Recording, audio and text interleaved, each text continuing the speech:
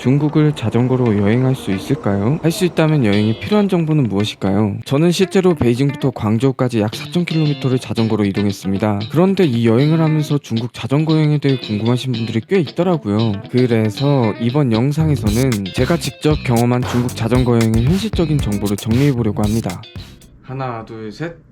안녕하세요, 구은강입니다. 이렇게 카메라를 켜게 된 이유는 중국 자전거 여행에 대한 정보를 생각보다 많은 분들이 문의를 주셔서 제가 중국에서 자전거 여행을 하면서 경험한 내용을 바탕으로 공유드리고자 영상을 추가 제작하게 되었습니다. 영상은 중국 자전거 여행에 필요한 기본적인 내용부터 사전에 질문해주신 내용을 바탕으로 준비하였는데 대부분의 내용이 저희 개인적인 경험에 의한 정보이기 때문에 일부 내용은 지역이나 문화에 따라 조금씩 다를 수 있다는 점 양해 부탁드립니다.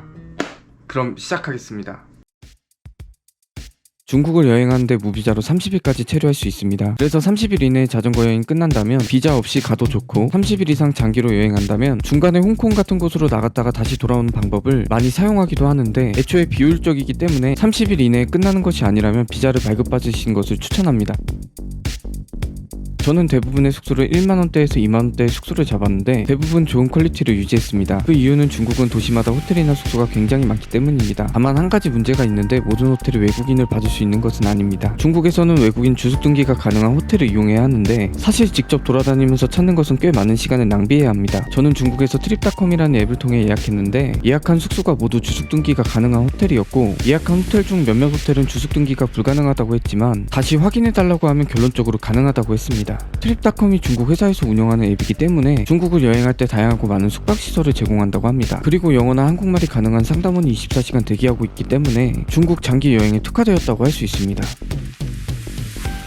중국에서 자전거 길을 찾는데 구글맵을 쓸 수 있지만 제대로 작동한다고 보기 힘듭니다. 그래서 어쩔 수 없이 중국 어플인 고독지도나 바이두 지도를 이용해야 하는데 저는 고독지도를 사용했습니다. 그리고 고독지도를 쓰려면 중국어를 해야 되냐는 질문도 있었는데 영어 버전으로도 제공이 되니 설정을 통해 변경해 주시면 되겠습니다. 그리고 해당 앱이 자전거가 다닐 수 있는 별도의 경로를 제공하고 있어서 자전거 장거리 여행을 한다면 사용하는 것이 좋습니다. 많은 분들이 궁금해하시는 중국 치안입니다. 저는 스펙타클한 여행을 기대하고 떠났지만 실제로 여행하면서 느낀 점은 생각보다 치안이 굉장히 좋다고 느꼈습니다. 특히 도시 지역은 CCTV가 많아서 범죄가 적은 편이라고 하는데 저는 실제로 밤에 산속에서 자전거를 타기도 하고 4,000km를 이동하는 내내 문제 있는 사람을 만난 적은 없습니다. 물론 7월에 여행을 시작해서 낮에 40도가 넘어서 사람들이 밖에 안 돌아다녔지만요. 자전거는 이태원의 DDZK라는 오프라인 매장에서 미니벨로를 구매하였는데 바이크스 시티라는 모델입니다. 이 자전거가 국토 종주용은 아니지만 제가 중국 자전거 여행 가기 전에 이 자전거로 서울에서 속초까지 자전거를 타고 여행해봤는데 가능하더라고요. 그래서 중국 자전거 여행 이걸로 해도 되겠다 싶었죠. 제가 메인으로 사용한 카메라는 고프로 13이고요. 3인칭으로 제가 자전거 타는 것을 촬영한 카메라가 인스타 360이라는 카메라입니다. 인스타 360 카메라를 사용하면 편집 시에 여러 번 편집해야 되는 단점이 있지만 360도로 촬영 후 원하는 부분을 출력하는 후작업을 원한다고 한다면 용도에 맞게 쓰는 것도 꽤 좋은 것 같습니다. 물론 편집을 2번, 3번 더 하고 번거로운 게 이만저만이 아닙니다. 로컬 식당의 식당 비용은 한 끼에 1,500원에서 8,000원 정도이지만 프랜차이즈 식당의 비용은 한국과 동일합니다. 가성비를 추구하는 여행을 원하신다면 하루에 1만원 이내의 식사를 해결할 수도 있습니다. 대부분 지역의 숙박비는 12,000원에서 25,000원대에 해결할 수 있는데 베이징이나 상하이, 광저우 같은 유명한 곳은 도미토리도 약 4만원이 넘으며 이 지역들의 호텔은 10만원 미만의 호텔을 찾기가 어렵습니다. 그 외의 지역의 숙소는 5,000원짜리 숙소가 있을 만큼 저렴한데 다만 1만원 미만의 숙소는 그럴만한 이유가 있기 때문에 시설이 안 좋은 건지 가성비 숙소 제공인지 따질 필요가 있고 가성비 숙소는 1만원대에 구하는 것도 어려운 일이 아닙니다. 제가 자전거 여행 도중에 몸살이 나서 짧은 거리만 달리고 쉬었던 날이 있는데 그날은 숙소에서 나가기조차도 힘들어서 배달을 시켜 먹었거든요. 근데 아시는 분들은 알겠지만 배달 어플을 사용하려면 중국 현지 번호가 있어야 배달을 시킬 수 있죠. 저는 어떻게 했냐면 제가 중국 전화번호 개통하거나 하지는 않았고 그냥 숙소 사장님한테 배달시켜 먹고 싶은데 중국 전화번호가 없으니까 호텔 공용 전화번호로 사용하게 도와달라고 번역기를 통해 말하면 전부 도와주시더라고요. 그래서 그렇게 배달 어플로 배달시켜 먹었죠. 그리고 중국 배달 어플이 영어 제공이 안 되고 중국어로만 제공이 되는데, 보셨다시피 제가 중국어를 하는 사람이 아닙니다. 그래서 저는 어떻게 했냐, 배달 어플 들어가서 캡처를 한 다음에 챗GPT한테 뭔지 물어봅니다. 그럼 보고 번역을 해주더라고요. 그래서 그걸로 번역된 걸로 보고 주문했죠. 근데 그냥 감각으로 주문해도 UI가 이해가 되게끔 되어 있어서 주문이 될 수도 있습니다. 지금이 2026년도니까 번역기와 AI를 잘 이용하면 어느 웬만한 나라들을 가도 생활이 어렵지 않은 시대에 살고 있죠. 이건 중요한 건데 중국은 공중 화장실에 휴지가 없더라고요. 그래서 여행용 휴지 꼭 챙기셔야 하고, 좌변기가 대부분 없어서 조금 적응이 필요하실 것 같아요. 그리고 주유소 화장실은 당연히 편하게 사용하셔도 괜찮고, 공원이라든가 길거리에 있는 화장실도 편하게 이용하시면 됩니다. 중국은 현금이나 카드는 거의 사용하지 않습니다. 그래서 위챗페이나 알리페이를 준비해서 가는 게 정신건강에 좋은데, 카카오페이나 토스페이도 QR 결제 사용이 가능하지만 아직까지는 보조로 사용하는 것이 좋습니다.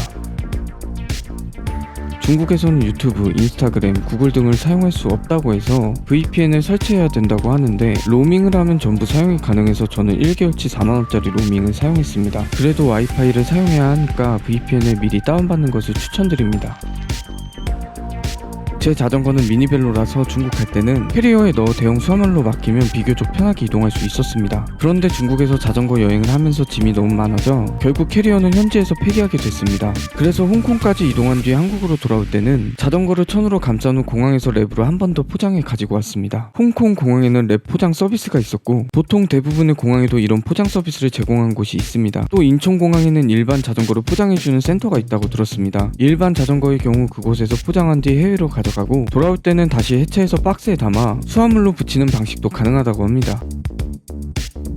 이 부분은 조금 애매한 게 도로 사정에 따라 차이가 꽤 크게 납니다. 산악 구간이 아니라 하루 종일 평탄한 도로를 달린 날에는 보통 6시간에서 7시간 정도 걸렸습니다. 다만 이 기준은 제가 장기 여행 중 체력 관리를 하면서 아주 천천히 달렸을 때를 기준으로 한 것입니다. 물론 더 빠르게 달릴 수 있지만 1000km 이상 여행할 때 미니벨로보다 일반 자전거를 추천드리는 이유는 일반 자전거에 비해 속도는 2배 더 느리고 체력은 2배 더 많이 들기 때문입니다. 1000km 이상 장거리 여행을 계획하고 계신다면 저처럼 16인치 미니벨로보다는 일반 자전거가 더 나은 선택일 수 있습니다. 그래도 미니벨로를 원하신다면 16인치보다 20인치를 더 추천드립니다. 그리고 미니벨로로 장기 해외여행에 대한 마음을 굳히셨다면 해외에 나가기 이전에 그 자전거로 먼저 국토 종조를 한번 해보시길 추천드립니다. 직접 타보면서 부족한 점이나 보완할 부분을 확인한 뒤 정비해서 가시면 훨씬 도움이 될 것입니다.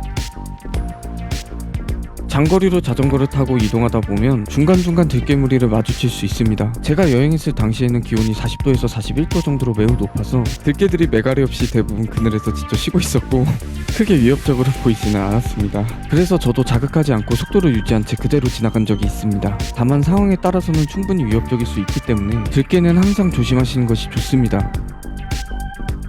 그리고 촬영과 관련해서는 웬만한 장소에서 이곳저곳 촬영해도 크게 문제가 되지는 않았습니다. 다만 군사시설이나 정부시설처럼 민감해 보이는 곳은 아예 촬영하지 않았습니다. 조금이라도 민감한 장소로 보이면 처음부터 촬영 대상에서 제외했습니다. 반면 관광지나 일반적인 장소에서 카메라 촬영이 가능한지 물어보면 대부분 쿨하게 괜찮다고 답해주는 편이었습니다. 베이징에서 텐진까지는 전반적으로 도시형 자전거 라이딩에 가까웠습니다. 인프라가 비교적 잘 갖춰져 있었고 구간에 따라서는 고속화도로 갓길을 따라 이동하는 형태도 있었지만 전체적으로는 도시 안에서 자전거를 타는 느낌이 강한 편이었습니다. 텐진에서 웨이판까지는 도시와 도시 사이를 잇는 갓길이나 큰 도로 구간이 많은 편이었습니다. 특히 일부 지역은 대형 화물차 통행이 많아서 다소 긴장감이 있었지만 그런 구간만 지나면 비교적 평탄한 도로가 이어졌습니다. 또한 시골 풍경과 작은 도시들이 반복적으로 나타나는 점이 이 지역의 특징이었습니다. 산둥반도 구간은 전체적으로 강원도와 비슷한 느낌을 주기도 합니다. 크지 않는 산들이 계속 이어져서 오르막과 내리막을 반복하게 하고 경로에 따라서는 경사가 제법 깊은 산길도 몇 차례 통과해야 했습니다. 그래서 앞선 구간들보다 체력 소모가 더 크게 느껴지는 구간이었습니다. 산둥반도를 벗어나 상하이까지 가는 구간은 전체적으로 자전거 타기 매우 좋은 편이었습니다. 산이 거의 없고 대부분 완만한 평지로 이루어져 있어서 체력적인 부담은 상대적으로 적은 편입니다. 다만 길이 워낙 길고 직선 구간이 많은 편이라 어떤 날은 마치 똑같은 도로를 하루 종일 꿈꾸듯 계속 달리는 느낌이 들기도 합니다. 반대로 날에 따라서는 주변의 습지, 강, 평야, 풍경이 반복적으로 펼쳐져서 풍경을 보는 재미가 꽤 있는 구간이기도 합니다. 그리고 난퉁을 두른 뒤 상하이로 넘어가는 경우에는 이동 방법을 잘 고려하는 게 좋습니다. 육로로만 이동하면 몇백 킬로미터를 우회할 수도 있어서 저처럼 강을 건너는 페리를 이용하는 방법이 훨씬 효율적일 수 있습니다. 제가 이용했던 구간은 약 3km 정도였고 비용도 3,000원에서 5,000원 정도로 매우 저렴한 편이었습니다. 닝보에서 광저우까지는 전체적으로 중국 남부 분위기가 본격적으로 자극적으로 느껴지는 구간이었습니다. 특히 푸저우 근처부터는 풍경이나 공기 자체가 확실히 달라지면서 북부와는 다른 중국 남부 특유의 느낌이 강하게 들어오기 시작합니다. 이 구간은 크게 바닷길과 산길 중에서 선택해 달릴 수 있는 편인데 각 루트의 분위기가 꽤 다릅니다. 바닷길은 비교적 시원하게 트인 풍경을 볼 수 있다는 장점이 있고 산길은 구간마다 풍경의 변화가 훨씬 풍부한 편입니다. 특히 산길 구간은 산속 풍경이 지역마다 제각각이라 달리는 내내 분위기가 계속 바뀌는 재미가 있습니다. 첫 번째 여행지로 중국 여행을 결정하시게 된 계기가 무엇인가요?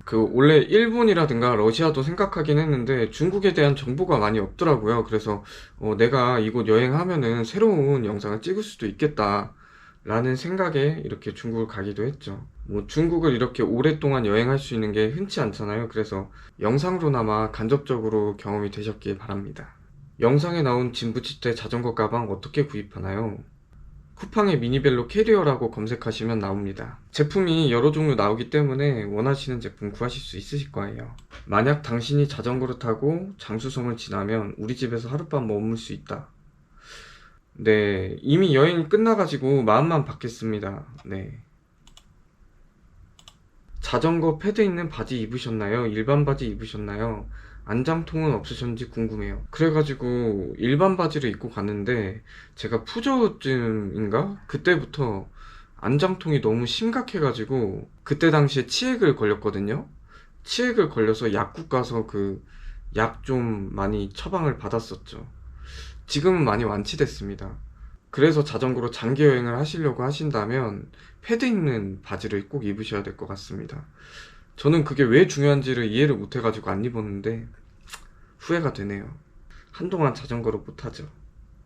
지금 완치돼서 탈 수 있습니다. 저는 미니벨로 자전거를 탄 이유가 제 성격상 미친듯이 밟을 것 같아서 이걸 좀 스스로 억제하고자 미니벨로를 탔죠. 제가 지금까지 효율성을 많이 추구해왔었는데 너무 효율성만 따지지 않고 좀 낭만을 좀 챙기고자 그렇게 미니벨로를 골랐었죠.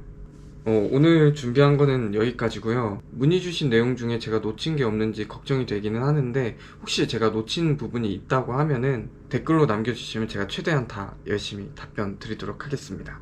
그럼 여기까지.